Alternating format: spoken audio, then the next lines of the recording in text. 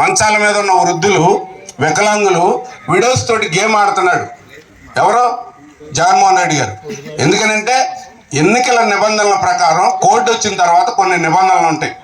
ఆ నిబంధనల ప్రకారం వాలంటీర్లని పెన్షన్లు ఇవ్వద్దంటే దానికి సంబంధించి ఇవాళ పెన్షన్లు ఇవ్వకోకుండా ఈ డబ్బులన్నీ జగన్ గారి సొంత కాంట్రాక్టర్లకు ఇచ్చేసాడు. డబ్బంతా ఇక్కడ అకౌంట్లో డబ్బులు లేకుండా 3వ తారీఖు నుంచి డబ్బులు ఇస్తామని చెప్పి పబ్లిక్లో ప్రజలకి గ్రామాల్లో ఏం చెప్తున్నారు, 1వ తారీఖున ఇంటికాడ పెన్షన్ ఇచ్చేవారు జగన్మోహన్ రెడ్డి గారు.